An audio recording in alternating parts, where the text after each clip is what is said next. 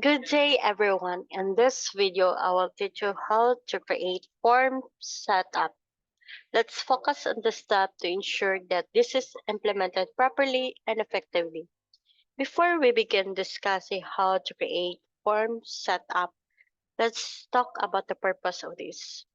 So the purpose of this is to help users enter data in a consistent and organized way. These forms provide a structured layout with fields for different types of information, making it easier for user to input data accurately. So first, accessing back office. So you go into the back office. So we're already here in back office. So you can log in your username and your password. So type the username and your password. So click this login.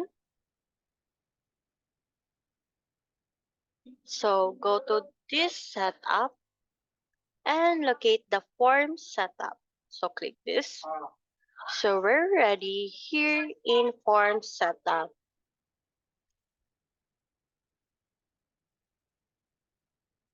So I will discuss all about of this.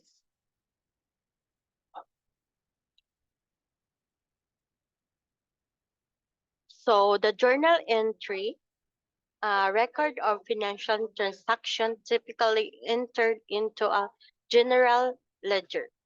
Then the bank payment, recording an outgoing payment made from the company's bank account. Then a bank deposit, recording an incoming deposit made to the company's bank account. Then a fund transfer, moving money between accounts or entities. And the sales invoice, an invoice issued to a customer for goods or services sold. Then the customer credit note, using a credit to a customer for return goods or overpayment. And the customer payment, recording a payment received from a customer.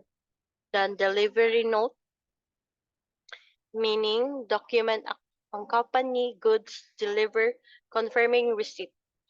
The location transfer, moving inventory from one physical location to another.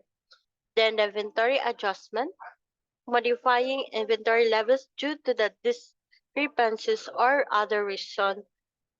Then the purchase order, document issued to a supplier indicated types, quantities, and agreed prices for. Then the supplier invoice, bill received from a supplier for products or services purchased. Then the supplier credit note, credit received from a supplier for returned goods or overpayment.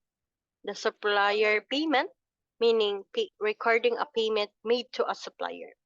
The purchase order delivery, recording the delivery of goods or services order.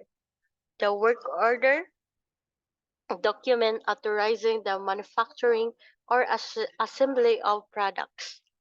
Then the work under issue, meaning recording materials issue for use in production or assembly.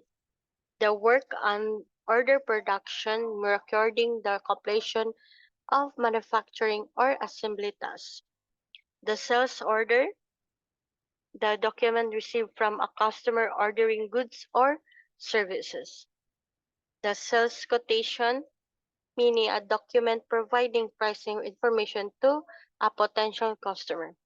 Then the cost update, meaning updating cost information for a product or services.